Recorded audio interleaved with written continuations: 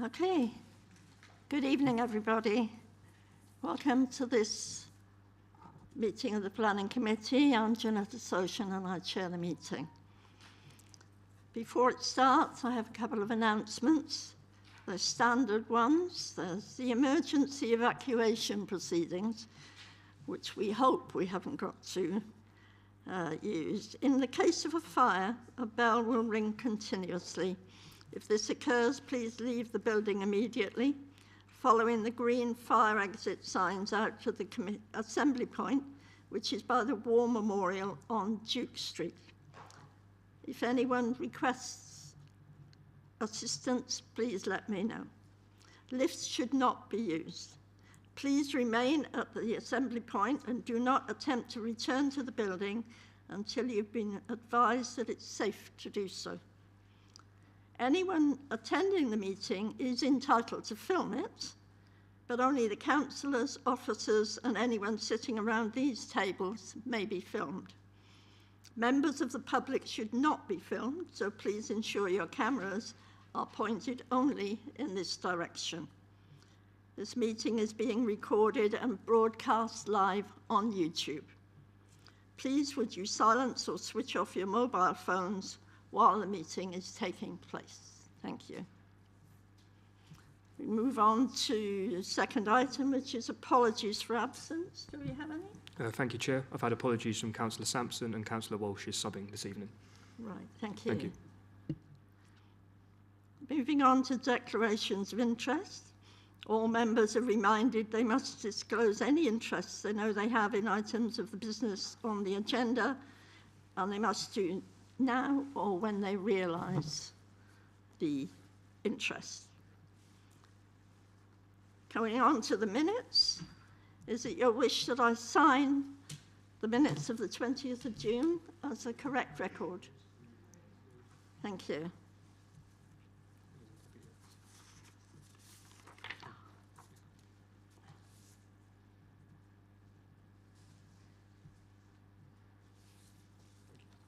Thanks.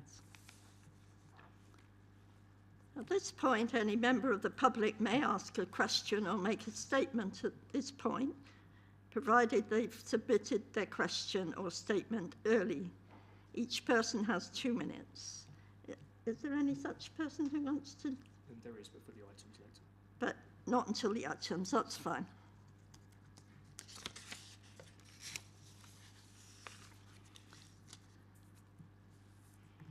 Any member of the public who wishes to submit a question or statement should have done this already 24 hours before meeting. Councillor Thorpe, are you joining the committee?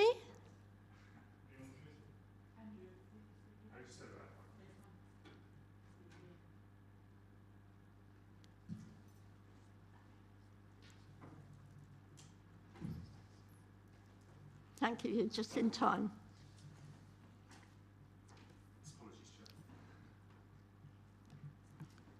Okay. The first item is item 6, land between Pear Tree Cottage and Daffodil Cottage, northeast of Pondside Nursery, Braintree Road, Little Waltham, Chelmsford. Can we have the officer's report, please? Thank you, Chair. So this is a site that sits between two properties along the A131. It sits between a property called Daffodil Cottage and Pear Tree Cottage, and it's on the west side of the A131, and the site is located within the rural area. The hamlet of Chatham Green lies about 300 metres to the west of the application site, and the plan on the screen there shows the road that wraps around Chatham Green. In terms of what's on the site at the moment, it contains 3 single-storey timber sheds, and the planning application before us proposes to demolish 2 of those sheds, which were roughly in the middle of the site, and to construct a new dwelling with a cart lodge garage building to the side. The sheds to be demolished are shown there on the photographs, And combined, they have a floor area of about 46 square metres, and they're just under 3 metres tall at their maximum height. The plan there that shows an area of the site outlined in blue, that part of the site benefits from a lawful development certificate that was issued last year. And that says that the use of the sheds and the land around those sheds outlined in blue is lawful in connection with a landscape contractors and antique storage business and outside storage. So the area outlined in blue is what we call previously developed land for planning purposes.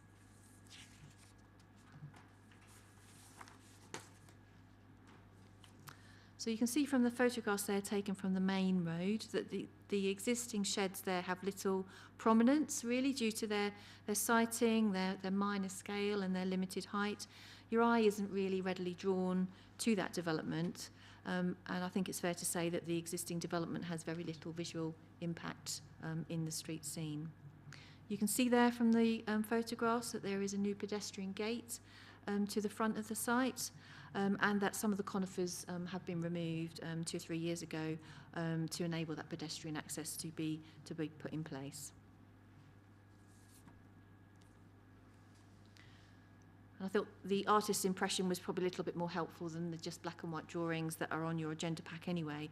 But this gives you an artist's impression of the house that is proposed to be built there, 1.5 storey, dormers in the roof, garage to the left-hand side as you're looking at it.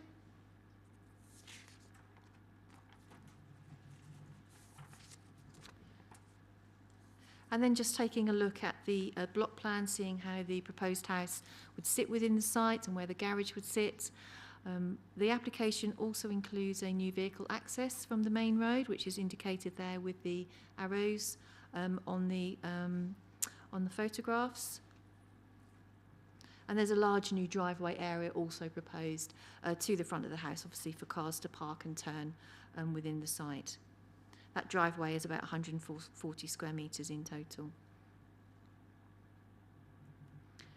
And just to put the site in a little bit more context, that shows the site and Daffodil Cottage, which presently exists, and you can see there the entrance gates to the site, and there's little prominence or little evidence of the storage buildings from that photograph. So in terms of the planning matters, we're looking at development in the rural area. We're looking at part of the site is previously developed land, but not all of it. Perhaps about 1/3 of the site is PDL. The remaining 2/3 isn't, but we've looked at it in terms of planning policy DM8, which does allow for redevelopment of previously developed land in the rural area. An officer's view is that the proposed scheme represents a considerable increase in size and scale and volume and spread of development when compared to the existing lawful storage sheds and outside storage. An officer's view is that that larger building and the driveway and the garden area and all the domestic paraphernalia that would come with that would detract from the rural character of the area at odds with our policy DM8.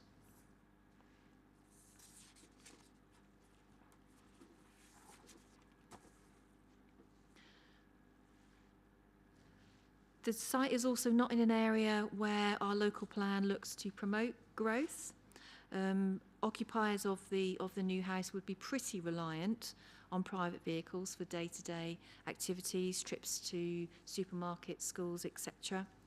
There are bus stops very close by, and the bus services are pretty regular, but you would have to navigate at least 50% of the time crossing the busy road, which is a 60-mile-an-hour carriageway along grass verges, so probably not that conducive to most people to want to use the bus service that is available.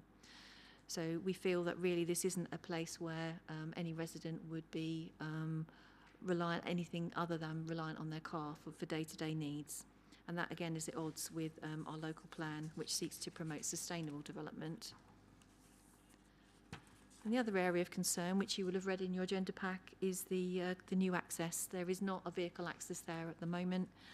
and the Highway Authority have looked at that access in some detail. And the concern from a highway safety point of view is the additional stopping and turning from both directions into the site, creating an additional hazard. Yes, there are existing accesses along this stretch of road. They exist as a matter of fact, but there isn't an access here as a matter of fact. And additional access would increase the chances of conflict and risk of collisions to the detriment of all users of the highway. So there is a recommendation for refusal on highway safety grounds also. So, Chairman, the conclusion slide just sums up the three areas where officers feel the scheme is unacceptable in terms of the harm to the rural character because of the increased visual impact. It's not a location where development for housing is ideally sought, and occupiers would be pretty much reliant on a car for most activities, and the new access causes an unacceptable degree of hazard for all users of the highway. So our recommendation, Chairman, is for refusal. Thank you. Right, thank you. Now, the first person we have to speak is Mr. Parker or Mrs. I'm not sure which. Mrs. Parker. Now, do you have different information to Yes, speak we do. about? Yeah. Yes, yeah. Apart from your husband, because he's the one who put the application in, the information in time. Yes, it's a joint application. So Okay. I've got my 2 minutes and then he'll do his 2 minutes if that's okay. Okay, you have 2 minutes. Yeah, thank you. Good evening, I'm Diana Parker, one of the applicants for this application. The planning officer didn't make an internal site visit, so they wouldn't have seen the large amount of unrestricted outside storage relating to a landscape contractor's yard, including building materials, which should have been considered when comparing the size, scale, spread and visual impact of the new dwelling, as was done when determining the neighbouring property of Daffodil Cottage. I've also written evidence that development management stated that there was nothing special about the neighbouring property that had intrinsic character and beauty. So why is it an issue for this application? Surely the large roundabout approved 100 metres from the site as part of the CNEB will have a much greater impact on the character of the area than one new dwelling. Planners and highways have ignored the half-hourly bus service, meaning residents would not need to rely on car journeys. This is not a limited bus service as referred to in the officer's recommendation. The officer also makes no mention of the recently commissioned report for the new local plan carried out by Essex Highways, which proved that Chatham Green is a very sustainable location. Regarding highways, the NPPF states that development should only be prevented if the impact would be severe. A recently new built access for mineral extraction, which allows 100 more HGV lorries daily, is now in place on this same road. Whilst I understand the importance of highways' role in the process, it's hard as a member of the public to understand why an access for 100 lorry movements is acceptable, yet an access for 2 to 6 car movements isn't, even balancing the economic benefits. In addition, there have been no accidents outside this and neighbouring properties to substantiate highways' concerns. Furthermore, we cannot understand why Highways' recommendation was based on a commercial access where they refer to lorries using the site, as surely a residential use for cars would be much less severe. We would ask if this can be reassessed, please. No consideration on any part of the application was given to the impact of the new Chelmsford North East bypass, which members will know has been approved and, even though not implemented, should in planning law be considered a material planning consideration. The whole site is brownfield, including its curtilage, and there is also an existing lawful double gateway for pedestrian access and loading purposes onto the A131. For all of the above issues, I would ask that the recommendation of refusal be reconsidered. Thank you for your time. Now then, Mr. Parker, keep it short, please. Yeah, it is, yeah. Thank you. Hello, I'm Andrew Parker. I'm not sure you... Oh, that's better. Sorry. Hello, I'm Andrew Parker, the other applicant for this application.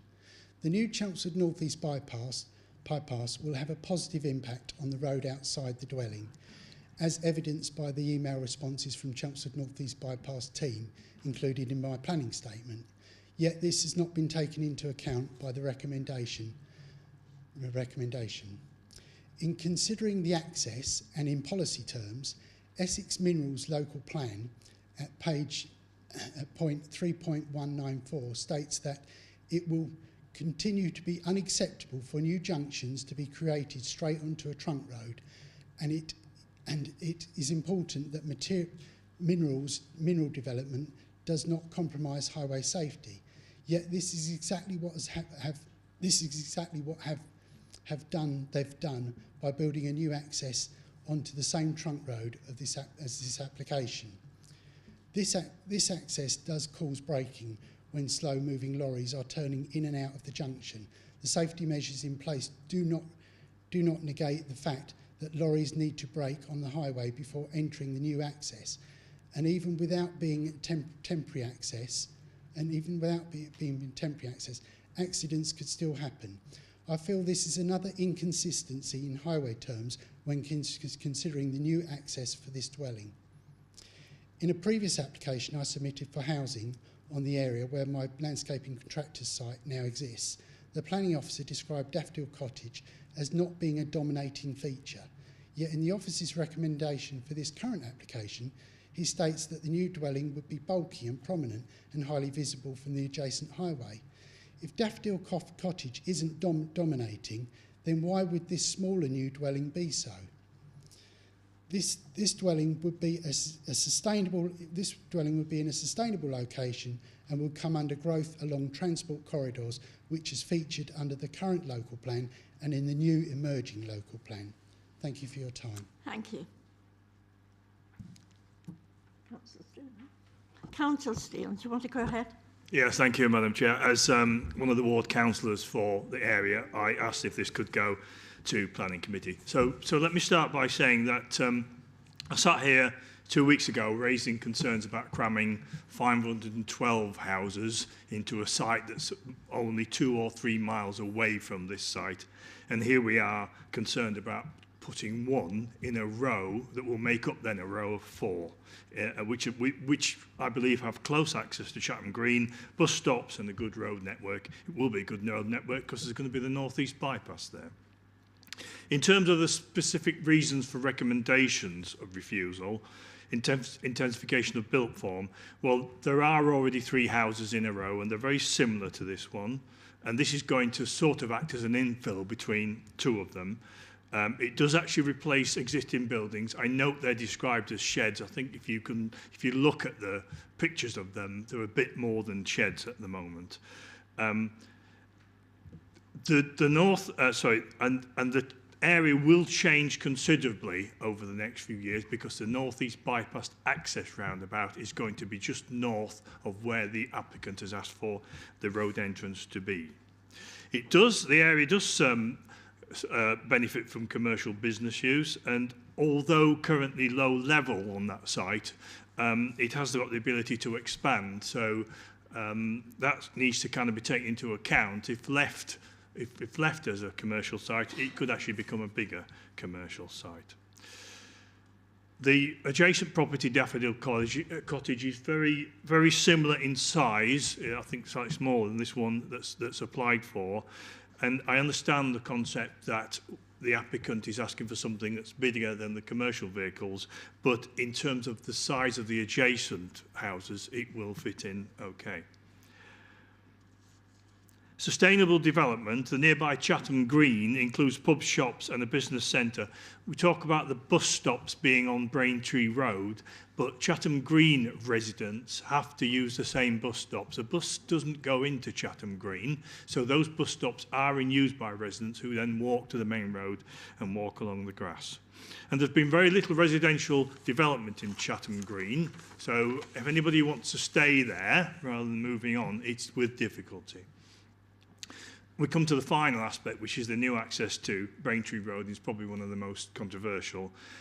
The new northeast bypass will shift traffic away from this site entrance. It's about 100 metres north of the site entrance is the roundabout to access it. And it's already been given planning permission, so it ought to be of material significance. If there's a concern about turning into the site, then it could be dealt with by having a left turn exit only, and then they go 100 metres up to the roundabout, or coming from the north to turn into the site, rather than turning across the road, you go down to Sheepscote roundabout, come back and turn into the site. So only allowing access from effectively the adjacent side to the entrance. And it does mention, I think the Highways report mentions vehicles having to swing out to turn left into the site. Well, these aren't trucks that are going in, they'll be just cars, and we're talking 4-6 vehicle movements a day. There was a reference to an alternative access off Chatham Green Road, but that's through a commercial site, and that commercial site is locked overnight, so it is not viable to use an alternative access. So I would ask the committee, in terms of looking at the refusal, perhaps they ought to actually visit the site to judge how they feel the traffic looks and how the site would look with that house in place, or query the Highways recommendations, which I think do have some issues around them. Thank you, Madam Chair. Thank you. I think I'll go back to the officers first. Sarah, and maybe we bring in Highways. Yes, thank you, Chairman. I think my colleague from Highways will probably deal with some of the queries that Mr and Mrs Parker raised and Councillor Steele. I think most of the queries were about... Could you move the microphone in here? Is that better? Sorry. I'm not too sure what I do need to pick up on other than the Highways matters, which my colleague will do. I've shown you the photographs of the images of the existing sheds and the size of those compared to the size of the proposal. The proposed house is significantly bigger. It will have a similar appearance to existing Daffodil Cottage. I believe that the proposed house is slightly taller than Daffodil Cottage, but of the same width, but of a greater depth. So you will be replicating Daffodil Cottage next to, and presumably the house next door, who has a long garden, will be looking at the application with interest and will then be wanting the same thing. So I think you have to think about it in those terms. Part of the site is PDL, not all of it. I showed you a slide that showed you that about a third of the site is previously developed land. Not all of the site is PDL. Officers visited the site in connection with the lawful development certificate application, which was just before the planning application. So we were familiar with the level of activity and the level of storage and the size of the buildings from that site visit. If I can hand you maybe over to my colleague Sophie from Essex County Council, who can pick up on some of the highway comments to assist members. Thank you. Yes, so to pick up on some of the points raised by Mr and Mrs Parker and Councillor Steele. The A131 is a strategic route in the Essex County Council's development management policies, and the main function of these is to move people and goods through regions of Essex and the sort of greater county and country. We protect the function of these routes and we prohibit access where it is outside defined settlement limits, which is what this is. The A131 is obviously a fast, quite heavy trafficked road at present, and forms an important function within the route hierarchy within Essex. The north-east Chelmsford bypass has got planning consent, and it has been considered within the determination of the highways assessment. Obviously it hasn't been built yet, but it does have planning permission, so it has to be considered by us too. When the bypass is built, the A131, this section will be reclassified, but it's still likely to, or it will, remain an important route within the route hierarchy connecting Braintree to Brimfield Hospital and other important destinations, and will still be a higher speed road. Regarding the minerals site, the minerals access benefited originally from a small field access which has been upgraded to comply with full standards. It's got a merger lane going into it and is fully compliant with the design manual DMRB. The policy for mineral sites is to access the strategic network as soon as possible, given the fact they are HGV. So that does form part of the minerals policy to access in.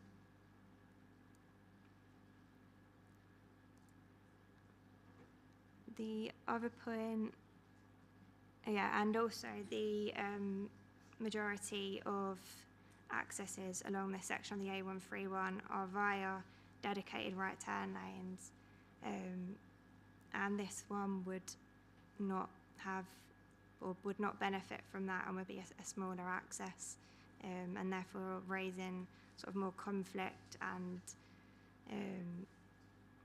there is the benefit that they do have access from the rear via the Chatham Green Road. Thank you.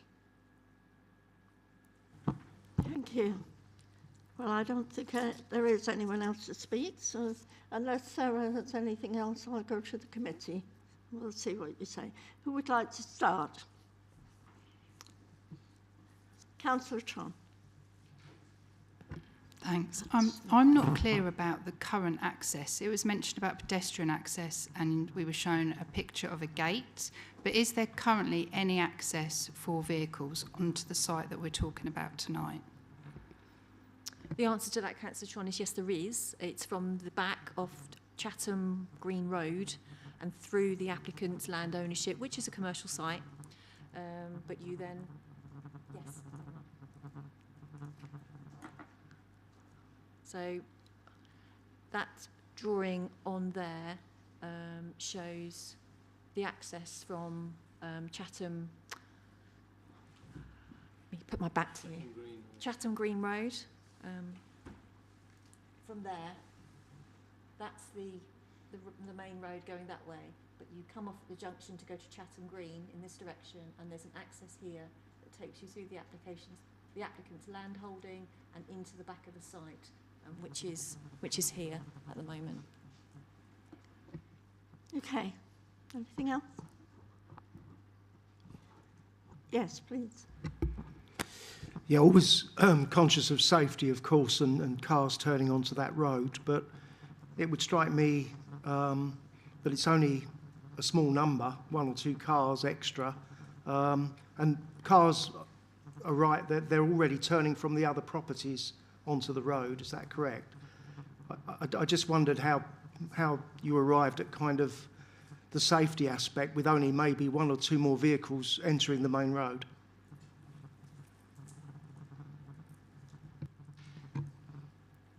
The 2 adjacent properties previously had, they had an existing access previous to this, and also they benefited from a previous use. So one of the adjacent properties was a commercial site which went to a dwelling, so therefore there was sort of a nil detriment to safety in that regard because there was an existing access there.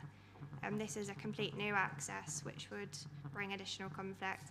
Yes, I appreciate it is only 1 dwelling's worth, but that's still 1 dwelling's worth of movements in a day which could bring rise to those safety issues with the slowing of vehicles on the 60-mile-an-hour stretch of carriageway. Yes, Ashley. Thank you, Chair. Could you possibly put the previous slide back up, which listed the summarised the reasons proposed for refusal? Would that be possible? Because I wanted to base my remarks around the points that were on there. Thank you. So, listening to this, I do have concerns about this new access. I must say, we've had to take highways officers' advice on applications where we wanted to vote another way, and so that I think we have to be consistent in accepting the advice of the highways officers. However, would would the officers agree that particularly the first point up there relating to character is actually really quite a subjective area where there's much more grey and nuance, and where members can come to different views possibly as to what amounts to things being intrinsic to character? Yes, Councillor. I mean, much of planning can be subjective. We as officers will advise you, in our experience, what we feel is too big, too much, too noticeable, too harmful, which is our advice to you in this case. But of course, you have your own views and can listen to those. Yes, come back, Councillor. Yeah, thank you very much. And would you agree that the addition of one dwelling, it seems unlikely, from a layman's point of view that doesn't have the same training in planning as the officers do, that actually saying that additional of one dwelling is unsustainable, that might seem a bit of a stretch to those of us who aren't as trained as you are in planning law? Again, I suppose it's coming back down to the point that Sophie made. It might only be one, but we have to consider all the issues that are planning matters and draw your attention to them. You can use your own judgment and experience. If you lived here and you needed a pint of milk, how are you going to get it? Your kids need to go to school. How are they going to get to school? That's, in terms of sustainability, this is not an ideal site or a good site for a new family dwelling. It's not allocated as a housing area in the local plan. That's why it's in the rural area. So as officers, our role is to draw your attention to all those matters and for you to take them into account as you will. Thank you. Councillor Wilson. Thank you, Chairman. I'd rather like to echo Councillor Watson's point about the subjectiveness of the design and the damage it may do to the intrinsic value of the site. I took the time to actually go and visit the site last week because it is in my ward and I'm familiar with it and have stomped up and down the A131 many times in my past. What struck me was the timber yard is not at all sightly. There's nothing nice about it. And it is, as has been pointed out already, actually, I would say, detrimental to the rural aspects of the site. And that the massing of the outdoor piles of timber and other bits and pieces that are on the site do detract quite seriously from the natural beauty of the site. That said, I will concede that that stretch of the A131 is not going to win many landscape awards, but then it's a question of if you're trying to improve an area by building an appropriate and scaled residential property on a site that's currently really, in my humble opinion, ugly, I'm not sure really why we are so swift to refuse it, which brings me on to the point about the highways. Now, Councillor Steele did mention the fact that if you were to have left turn only and going north and going around Sheepcotes to have left turn ingress into the site going north, that could be perhaps a way forward to mitigate against any danger. But as I say, I know that stretch of road. I know that it is possible very easily to drive out of one of those lanes onto the main road because that's the nature of the traffic up that stretch of road. Another point, I was a bit confused, but I think I've had that confusion allayed now. The fact that in the report it suggested that the access point was being proposed to the north of the roundabout, the proposed Chatham Green roundabout, but in fact I think I'm right in saying it is in fact to the south. The proposed access to the property is to the south, which will be downgraded still as an A road, if I understand rightly, but it will be less busy and it will be a 50-mile-an-hour speed limit on that site. How much weight can we put on that as a material consideration in planning terms? The fact that that stretch of road is going to be reduced in speed and therefore, again, mitigating the the need to prevent people pulling out onto it, particularly as it's into the run into a roundabout, as has been suggested, will happen. So I'm a little bit unclear, because from my own point of view, I think it's a little bit of a rash decision to refuse this. Right. Thank you. Councillor Dobson. Thank you, Chair. Just picking up on just one small point that Councillor Steele mentioned about a possibility of infill, but I haven't seen any photographs of any other properties along the way. So whether that is a point to consider, I'm not sure. It seems to me that whilst we've got the issue with the access of whether or not it can be mitigated and whether or not it is the right to put a new access onto it, I think we need to go on to look at, obviously, the first reason for refusal, policy DM8, and I'm looking at point B, point 1, where it says the size, scale and massing and spread of the new development compared to the existing. This particular proposal, I believe, is something like 314% more than the existing, whilst, yes, it's brownfield land, but the point is that, even leaving the highways aspect aside, it's almost that it is far too big a proposal compared to what's existing. So, thank you, Chair.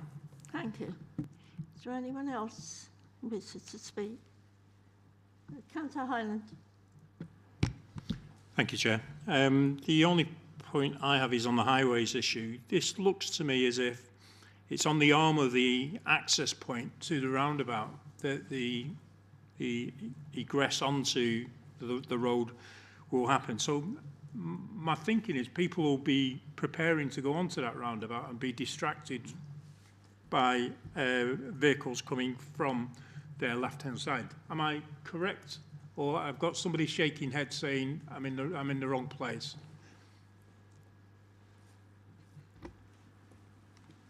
The star's slightly in the wrong place, Chair. It should be here. So this is where the application site is, and this is the drawing from the planning permission for the bypass. So you can see the position of it in relation to the roundabout arm from that. So it's right on the arm as people are preparing to go into a roundabout situation. Is that correct? I'm saying yes. I believe it's about 120 metres away from the entry exit to the roundabout. So it's not right on top of it, no, but it is close to it, yes. And my understanding, and Sophie, correct me if I'm wrong, that road is going to be a 50 mile an hour speed? I'm not aware exactly of what it would be reclassified as in the speed limit, but I would assume it would still remain about 50, yeah, given its sort of significance. I would assume it would be an A, if not a B road still. Right, can I just get Sarah to answer the question about the amount of weight we have to give? Yes, this is coming back, I think Councillor Wilson flagged it. The scheme you see in front of you has planning permission, but that's all it has. As we know, some things do take a long time sometimes to progress further than that. So in terms of it being a material planning consideration, yes, it is a material planning consideration, but it's very early in terms of the life of that work being carried out. And I would say in terms of weight, it's very limited weight you can give to the current planning application.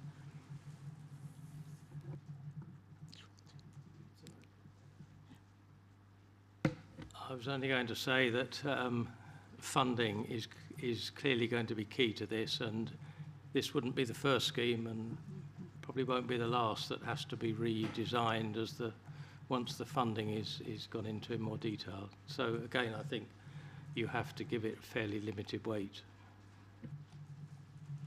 Thank you. Councillor Lee.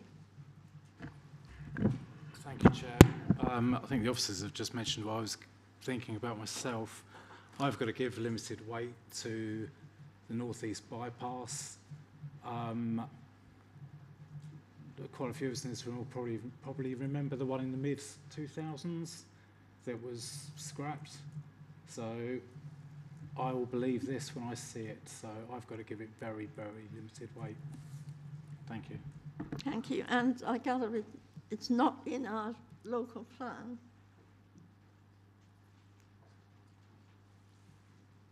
As it stands now. It is. I'm being nodded at. It is. Yeah.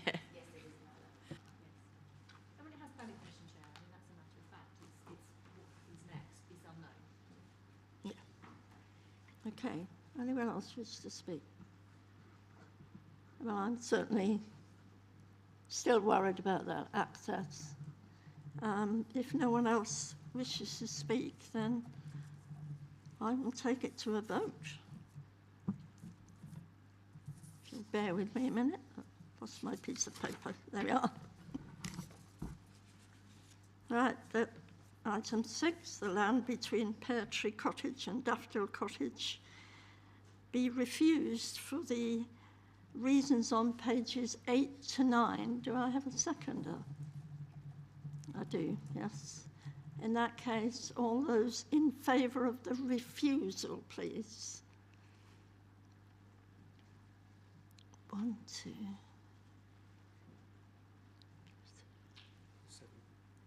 Okay, all those against? 1. Any abstentions? 2 abstentions. In that case, that is carried. It has been refused. Thank you very much.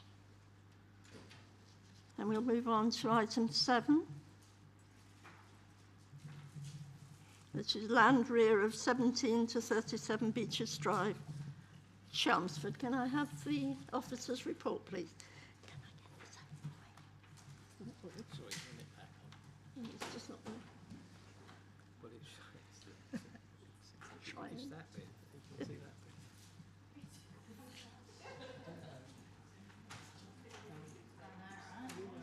Just put your presentation on this one.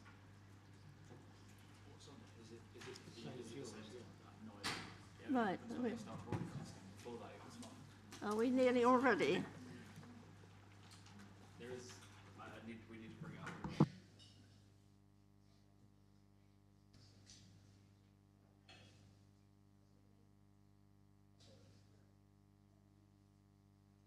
Right. Officer's report, please.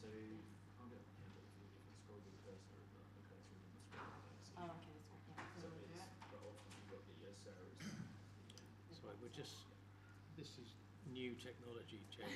Right. With the new, Explains that then, which isn't much use. well, you can just need to look at that one little square there. I don't know how we get that on the big screen. We've never had that before. Do you know? Sometimes it does this, sometimes it doesn't. Yes. We have a slight issue with technology at the minute. Sorry about this. My apologies. We should be able to start now.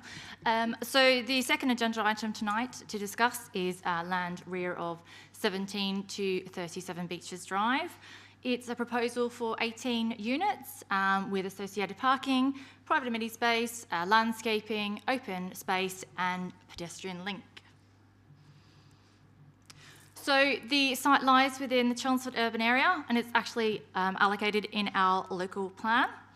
It's a former industrial site, previously used for workshop and light industrial purposes, together with associated car parking. It is characterised by hard standing and a number of single-storey buildings and has an existing access point off Beaches Drive. You'll see from the site plan that it's surrounded by neighbouring properties, but the character of the area is mixed, so you have some older style properties in Clevedon Close, and then you've got some newer style properties in Winley Tye, which, if you can see my cursor, yes, there we are, which is to the east here, and they are, so that's an early 2000 development. It is in a very sustainable location, so it is located just west of Admiral's Park, and to the south there, which I can't see my point, I'll get my pointer out because it's not working. To the south there's a public right-of-way that leads directly into Admiral's Park. So this is just an aerial photo, again, to sort of give you a flavour of the character of the area. And again, you'll see that Winley Tye development to the east there, so that newer sort of development, and that ranges in scale between 2.5 to 3 stories. So as I said, the site is allocated in the Chelmsford local plan under Growth Site Policy 1Q. It was actually allocated in our previous local plan, the LDF, so it has always been historically earmarked for development. And the reason being it is a brownfield site in a very sustainable location. So the site policy requirements is around 14 new homes. Main access is taken from Beaches Drive. The creation of pedestrian and cycle access into Admiral's Park and then beyond into the city centre. The landscape, the character and scale should be determined by the surrounding built form, and the layout should respect neighbouring properties. Thank you.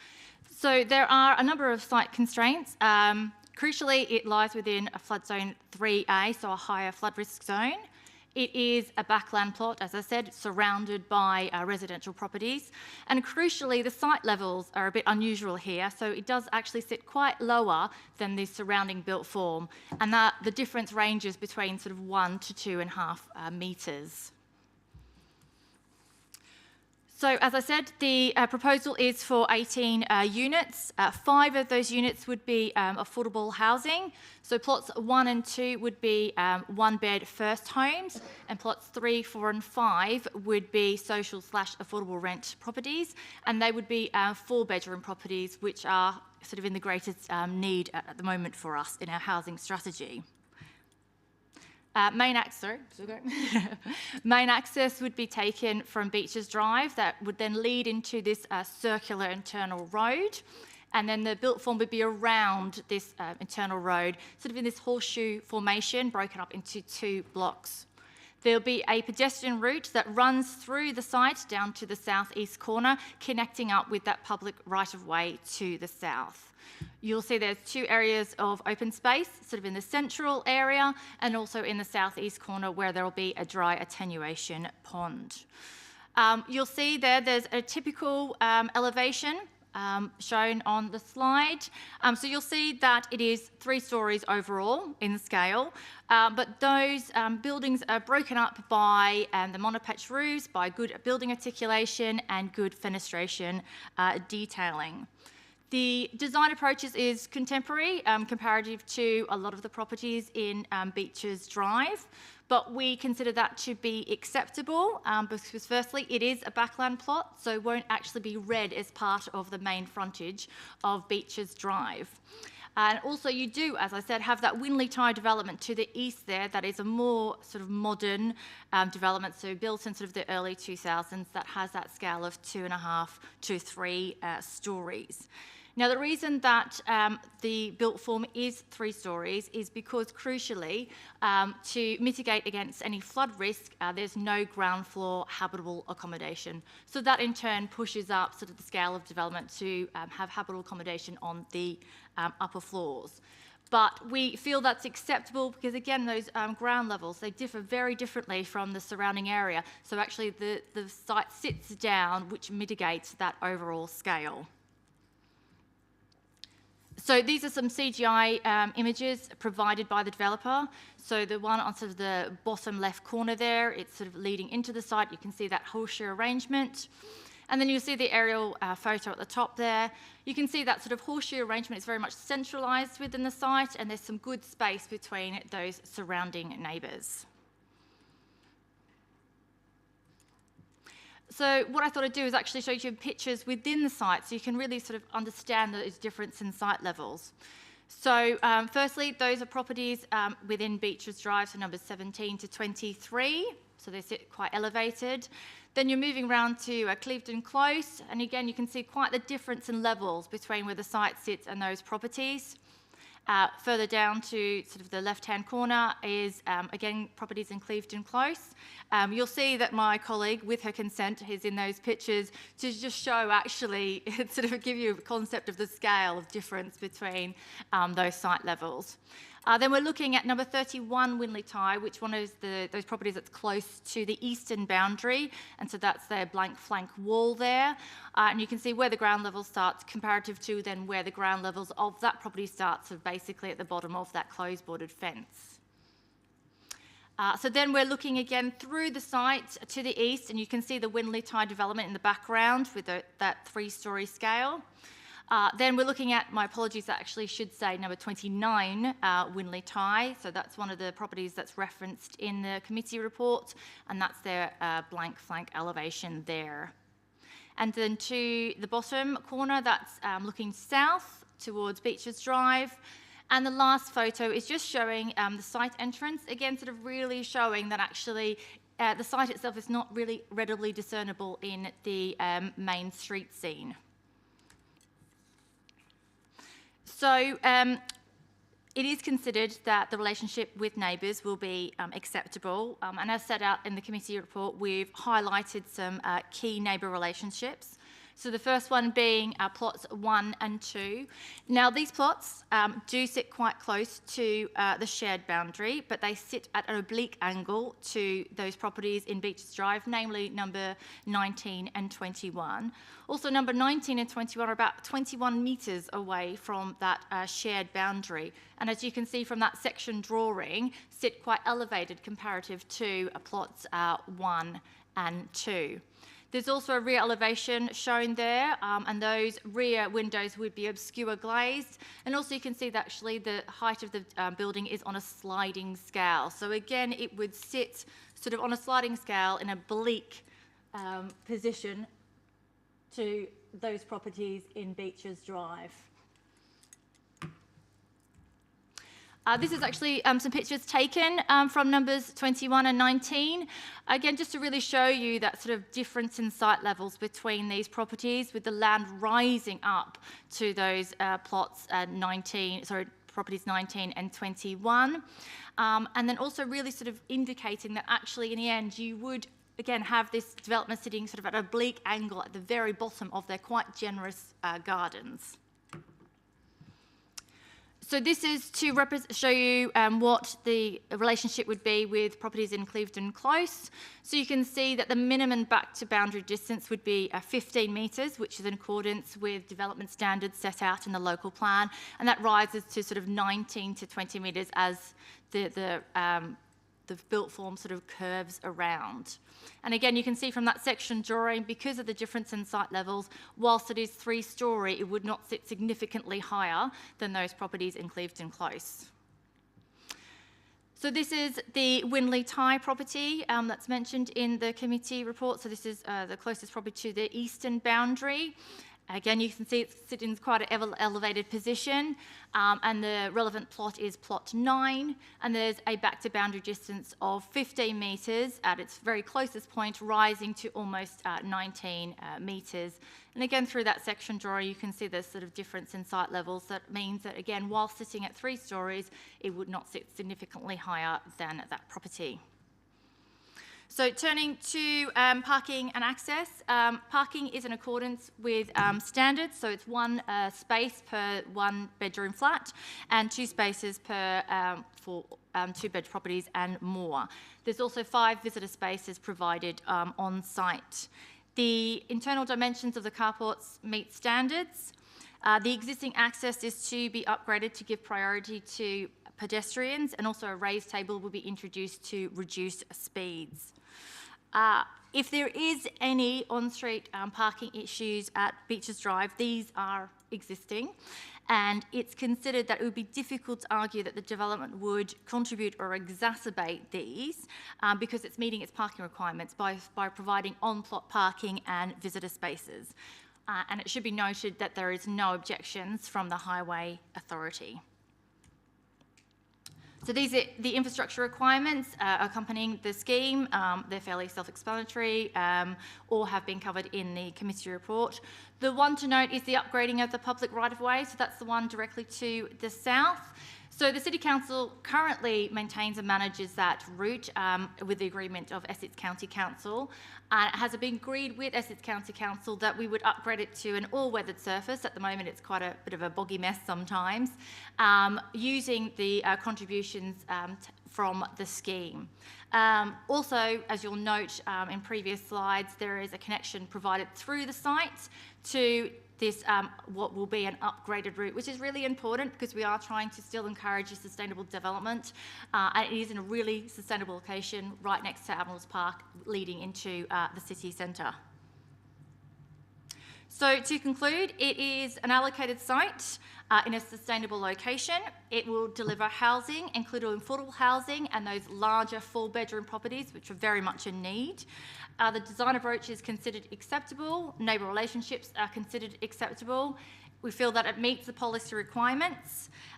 So it's recommended the application is approved, subject to the completion of a Section 106 and compliance with conditions. Thank you. Right, we have Mr. Firth who wishes to speak.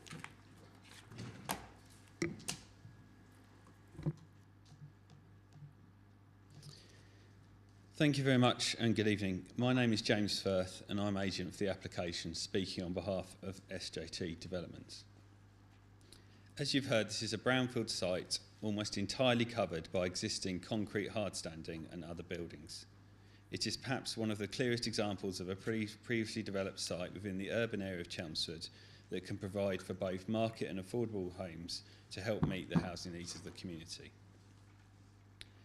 The site has a history of industrial uses, but is located in a residential area and is therefore better suited to a residential use. Indeed, the site is allocated in your adopted local plan on that basis. In seeking to bring forward the site, there have been constraints to overcome, including flood risk, which has influenced the design, transport and urban design considerations. There are no objections from the lead local flood authority, no objection from the Environment Agency, and there is no objection from the Hose Authority. And following changes made to the design, the scheme is supported by your officers. The submitted site sections show the change in level between the site and the surrounding area, including that the proposed houses will be lower in height than the existing properties on Beeches Drive and on Winley Tie. The proposals allow for Section 106 contributions, including improvements to the public right-of-way to the south of the site. The affordable housing provided is in line with the Council's requirements and includes larger affordable homes. And the contemporary design of properties allows for a high level of energy efficiency and sustainability. I would therefore request you support your officer's recommendations and grant plan permission. Thank you. Thank you. We move on to Councillor Davidson, please. Thank you, Chair. So I've got some comments that residents have given to me, and I've got some further comments from the ward councillors as well. So I'll start with comments from residents. Most of the comments I've had have been about traffic levels and parking. So I think residents feel these haven't really been considered. So I think one of their main bugbears is that other roads nearby have got parking restrictions, but Beeches Drive and Clifton Close don't have those restrictions. So what they've got is commuters using that road for parking now, and park users, people walking their dogs mostly in Admiral's Park down at the bottom. So I think they've already got an issue, and what they feel is that the development of this site will just add to that issue. And I know that existing problems are caused by something else, and we can do something about that, but I think it's just adding to that problem, and that's what their worry is. So I think during construction they're obviously worried about disruption, extra traffic, and they had a taste of this a little while ago because there were 2 houses at the top of Beeches Drive that were having improvements done at the same time. And they'd got inconsiderate parking, people couldn't get off their drives, they couldn't get onto their drives, they had contractors' vans and so on parked on verges, and the whole situation was a bit of a nightmare for residents. And I think they feel that this is obviously a big site and there's going to be a lot more of that sort of thing and spread down the road, so on a far greater scale and for much longer than they had before. Now, we know there'll be a construction management plan, but I think what happens if the contractors don't adhere to that? Is anybody monitoring it? And those are the worries that they have. I think people don't like the tandem carports because they're concerned that they won't use them properly, that there'll be a lot of parking on the new road in the site, and if there's any overspill, that will end up in Beaches Drive. So they are worried about that as well. Some of the residents, particularly those who live nearest to the site, don't really like the 3 stories. They don't think they're in keeping with the development that's already there. The design is very modern. They don't think it's like anything else in the area and is more suitable for somewhere like Bewley Park. They don't like the tall terrace nature of those properties. I think they feel that any natural light they currently enjoy is going to disappear, and some of them are worried about overlooking. One of the other things that was flagged up when I was talking to residents was the boundaries with these existing properties. So because we've heard about the difference in the levels of the heights, so that the level of the site and the properties that are already there, they're sort of shored up with large concrete blocks in some of the areas, but not everywhere. And one of the property owners in Windley Tie has spent thousands of pounds actually having his garden shored up. So I think residents who are surrounding that site need some reassurance that their gardens are going to be safe. So additional comments from ward councillors. Plots 1 and 2, I think they're very, very close to the shared boundary, 2.3 metres, I think, at the closest point. I worry about that amenity space they've got, and I know it says it's sufficient in terms of square metres per property, but it doesn't look like a very usable space, and I think it would be helpful if we knew what the dimensions were. Just a square meterage is quite difficult to imagine, because it's not a rectangular space. Plot 13 worries me because that's significantly taller than the nearest property, which is 77 Beaches Drive.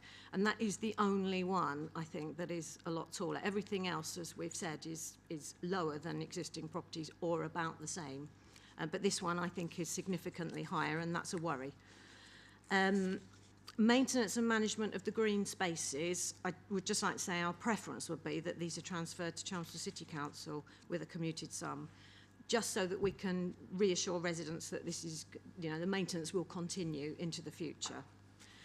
And one last point, we're disappointed to see no additional sustainable features beyond the electric vehicle charges and the water reduction measures that they have to do anyway.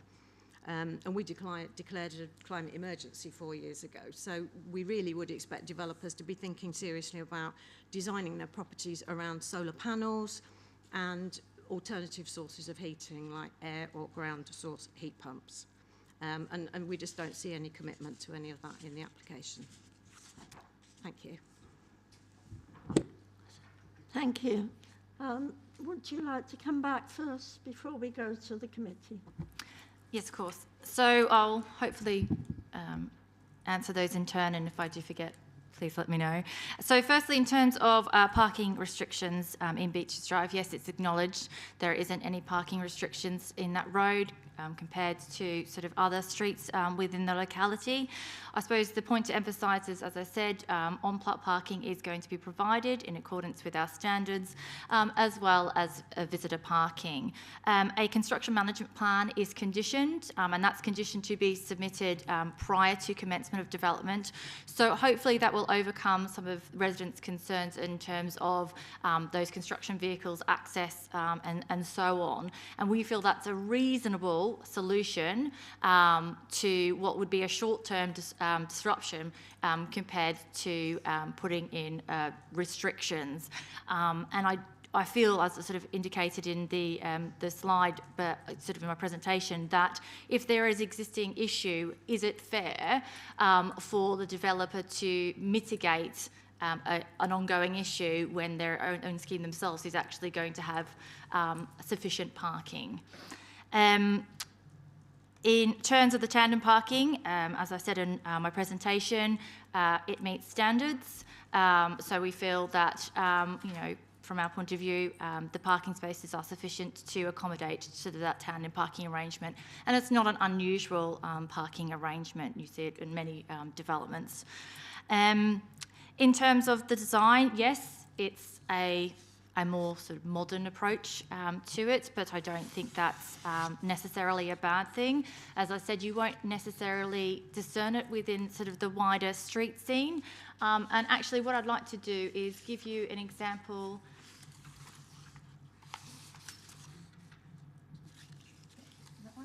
That one there. So this is a site in Byron View.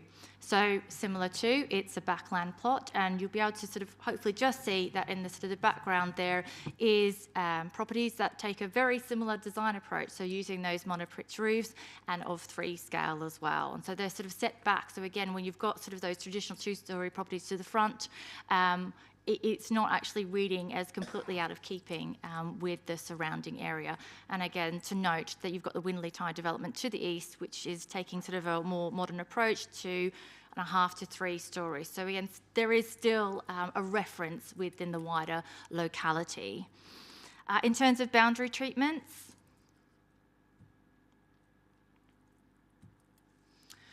so you'll see here, this is the landscape drawing, and I've just sort of highlighted some annotations on that. So the existing retaining wall is to be retained, essentially, subject to further investigations, with a new closed boarded fence erected immediately in front of that. But essentially, there is a condition that requires details of all boundary treatments to be submitted and approved in writing by us prior to their installation. So to ensure that the boundary treatments will be sufficient and ensure there's no issues with those neighbouring properties. In terms of the amenity space for plots 1 and 2,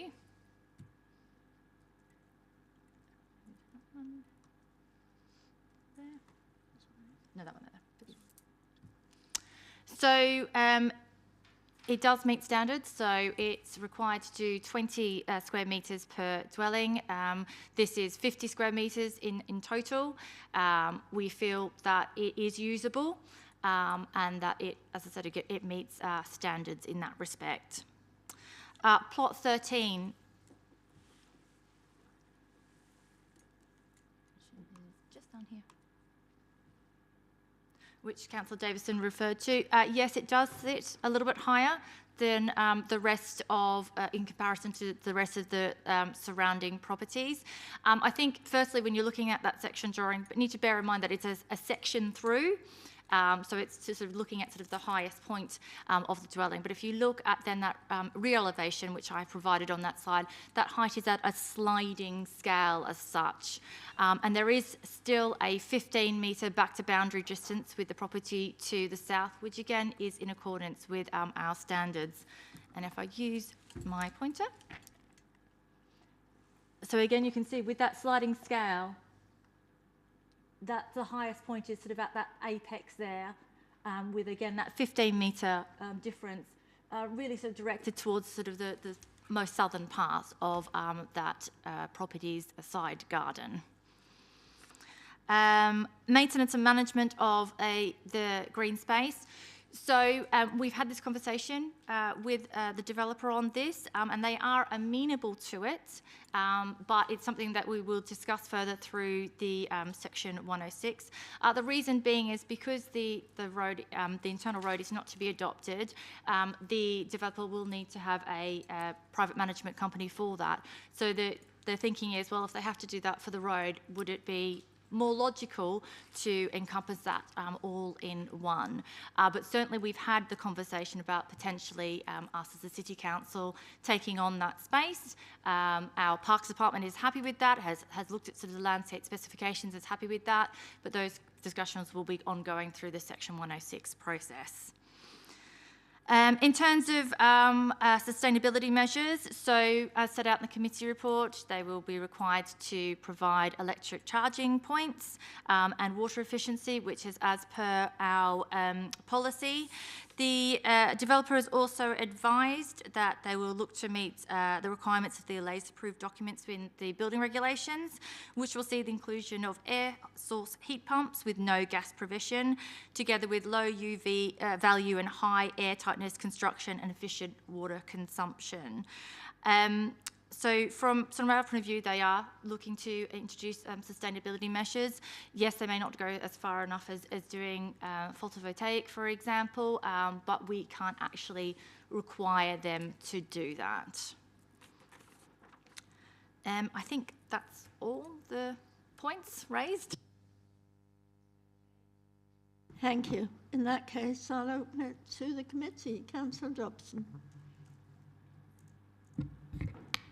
Thank you, Chair. Just a few questions, actually. First of all, the affordable element, will that remain so in perpetuity? That was one point I was going to make. And again, for the affordable plots, normally affordable plots are sort of separated out around the developments.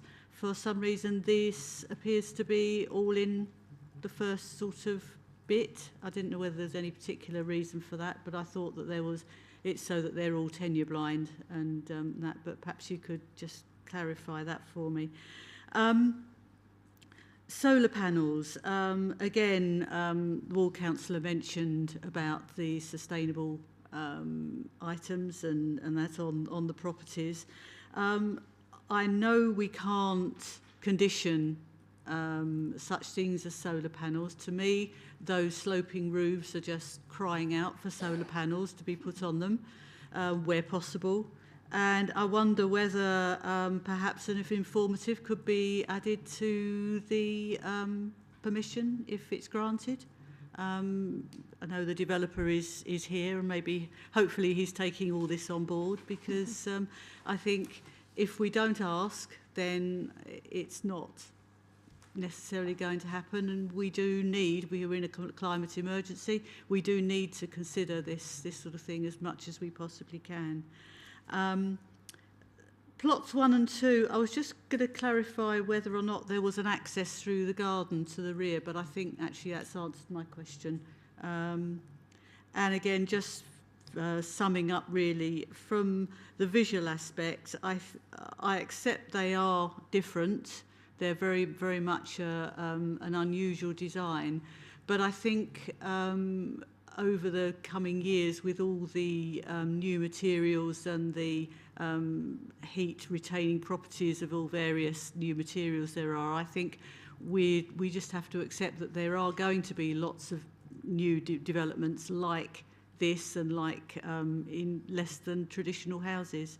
And I think in this particular respect, it's a backland site. The only people that really going to actually see them are those that are living and visiting there. So, thank you, Chair. Thank you. Do you want to come back? So, your first point in terms of in perpetuity, yes, they will be, and that would be secured by Section 106. In terms of pepper potting, the affordable housing, yes, we usually look for that, but because it's such a small site, I suppose from our point of view, it wasn't as necessary. And also, if you see the scheme, that it is fairly uniform in its appearance, so it has deliberately got that rhythm, so you wouldn't be able to readily discern those affordable housing units in this quite small scheme. In terms of the solar panels, yes, as I said, we can't condition for them to do that, but can certainly put an informative on. And here I have handily suggested some wording, if you'd like. So something along the lines of, to promote sustainability and energy efficiency, the developer is strongly encouraged to incorporate solar photovoltaic technology within the rootscape of the developments. And then in terms, just to touch on sort of your design point again, yes, it is a bit different, but is of course a backland plot, and for an urban location. So in terms of our local plan policies maps, it lies within the urban area, so the city centre. So it's not an unusual design approach when you're sort of looking sort of in the wider area. Thank you. Who else would like to comment? Councillor Tron. Thank you, Chair. I've got a couple of questions. So slightly linked to Councillor Dobson's comments about the affordable housing. Can I just check that the number of affordable units that are quoted in this plan, that is fixed or guaranteed, whatever the correct terminology is, i.e.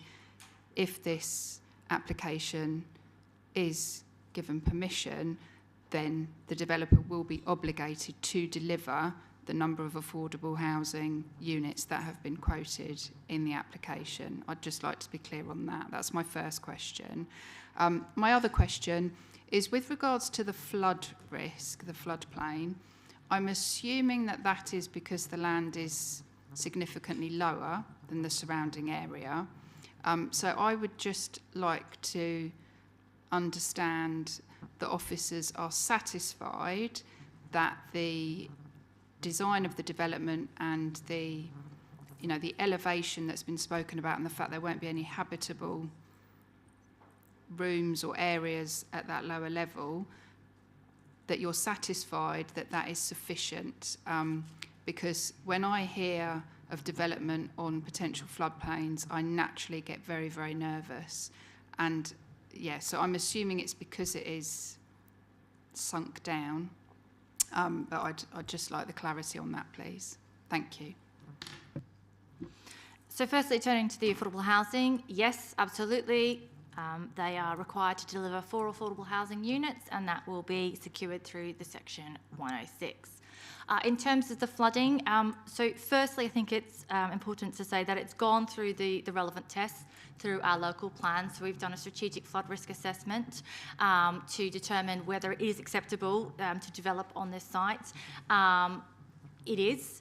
So you will get sites within sort of the flood zone 3A, so a higher flood risk zone, but it does need to have reasonable mitigation measures. So it's doing that using sort of having no ground floor accommodation, which the EA are happy with. So they've put a consultation response in, happy with the approach that's been taken to the design to ensure that it's mitigating sort of flood risk. Then you've also got sort of those measures on site through the use of the tank permeable paving, the swales, the dry attenuation pond to the south as well. So there's a lot of mitigation measures in place to try and safeguard against flood risk as much as possible when it is in a higher flood risk zone.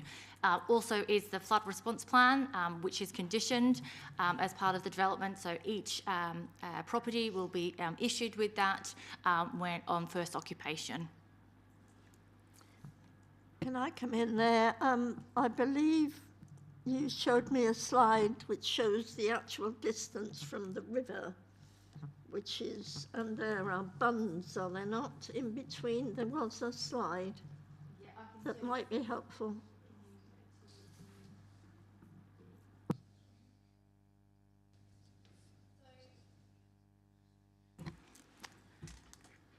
So this is obviously a site.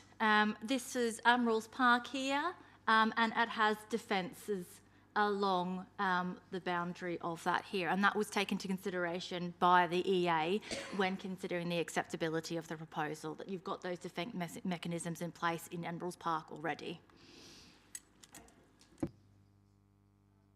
Who else would like to comment? Councillor Large. Thank you, Chair. I had a question about the affordable housing, in the sense that in the report it's referred to as social/affordable, and I was wondering when it's decided which of those it is, or exactly what that means, let's say. And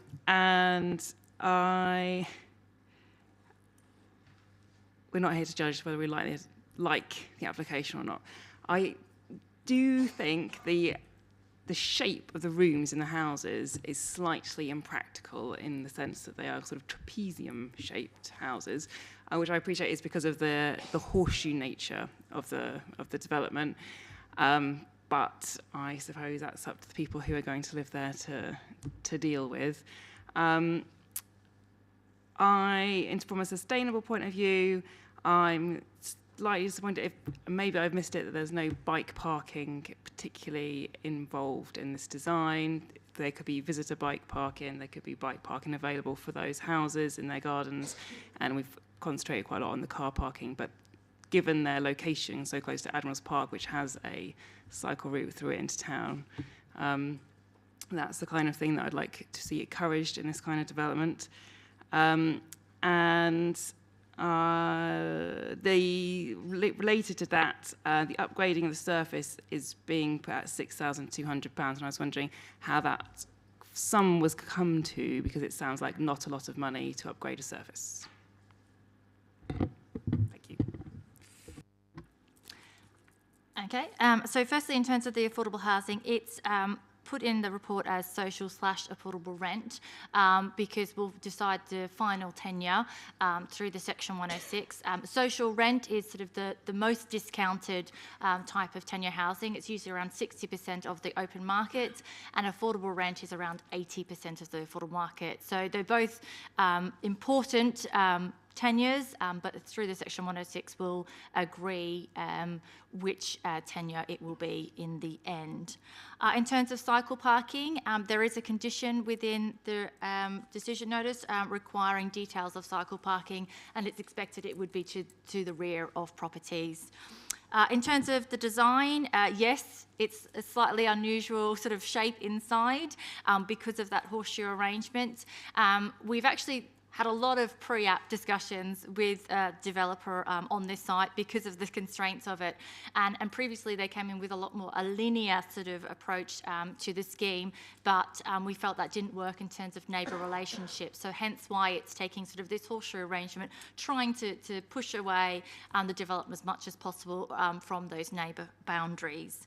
And in terms of the contributions to upgrade it, that has come directly from our Parks and Green Spaces manager.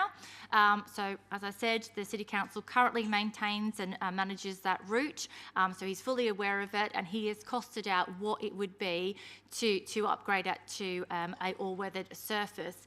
And what I can show you...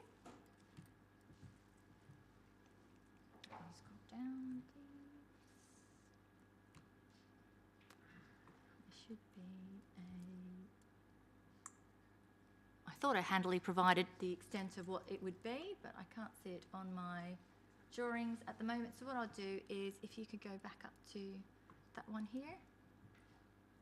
So the extent of the upgrade would be, the length of it, considering it's on the south here, and then it kind of comes around where the Windley Tie properties are, and then there is existing sort of sleepers and rails that go directly into the park there. So that was the extent of the upgrade.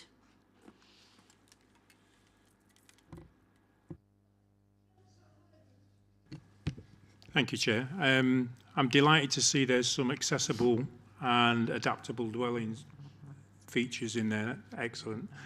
My question really was about the comment that you made earlier about the adopted highway, that it's not going to be adopted. Can you just talk us through the thinking behind that? And does that mean that these residents are going to have to pay some sort of service charge? So no, the road won't be adopted, and my colleague Sophie can chime in if she wants to as well. But basically, it's not up to an adoptable standard, but that's perfectly acceptable for this type of development. No road doesn't have to be adopted. In this case, the way it's been designed, it's to try and sort of bring in the development as much as possible, so it's a reduced carriageway. So in that case, it's not of adoptable standard. If it was, then it'd be a lot more engineered, it'd be a lot wider, which we were not looking to do. So yes, there would be some service charge to residents for the maintenance and management of that, because it isn't going to be adopted by the Highway Authority. Yes, please.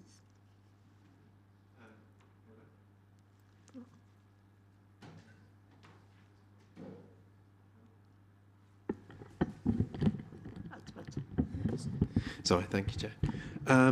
Just a question and comment about particularly Unit 8, but where the retaining wall's to be sort of inspected by the engineer and then replaced, and then it's going to have a new fence in front of it, that's not typically very good for then checking the maintenance and the structural integrity of that. And I know a lot of this will come down to party wall agreement and maintenance by the people in the future, but Unit 8 is going to have a retaining wall and then trees/shrubs at the top, which then can't easily be accessed, maintained from the property itself, but it looks like it sits within their garden.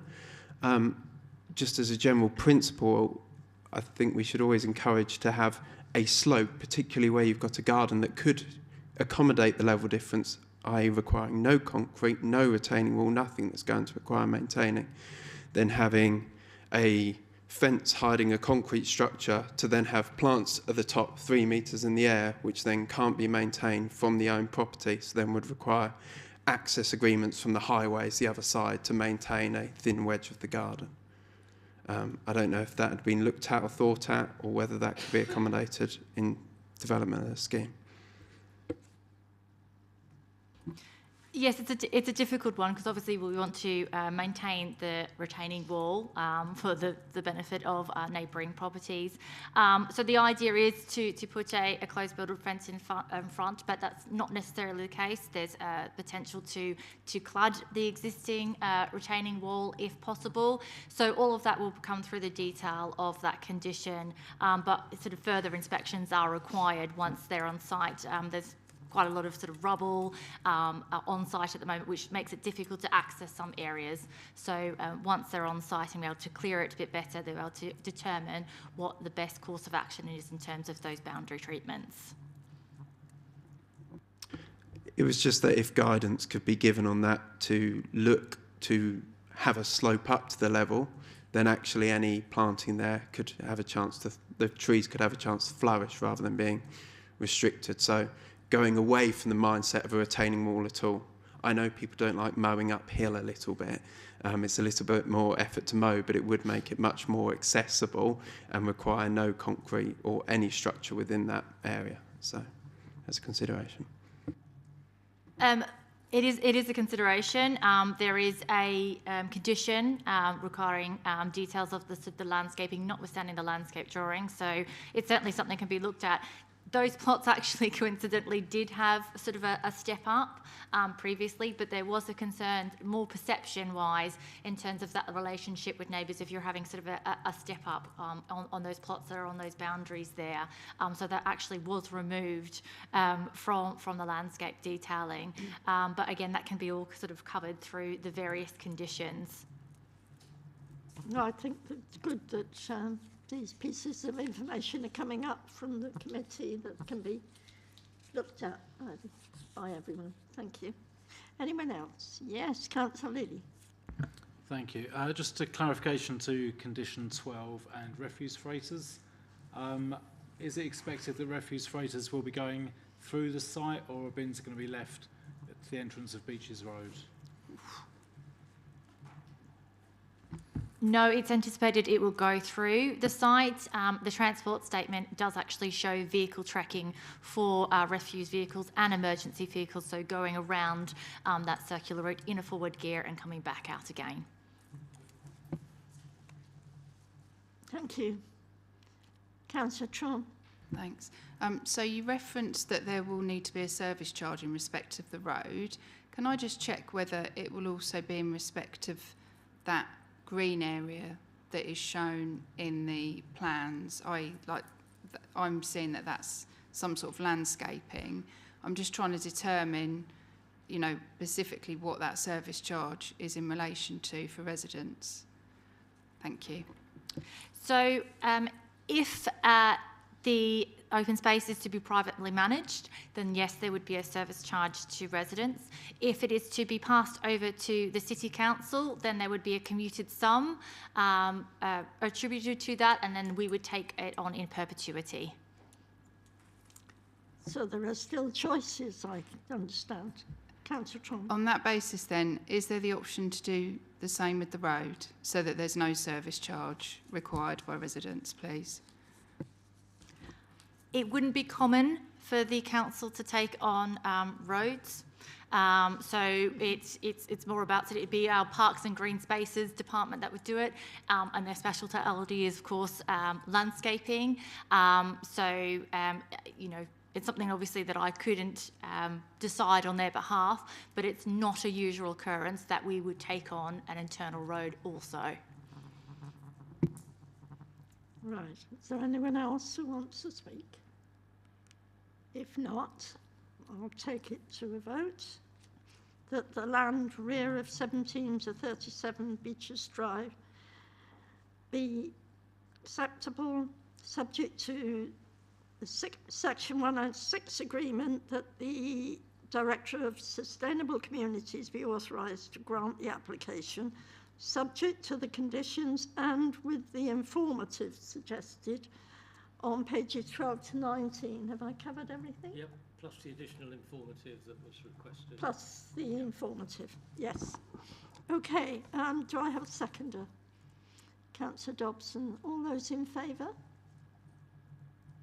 That's good news, I think. Thank you very much. That proposal is carried. Thanks to everyone for coming along. And that is the end of the planning meeting. Thank you, everyone.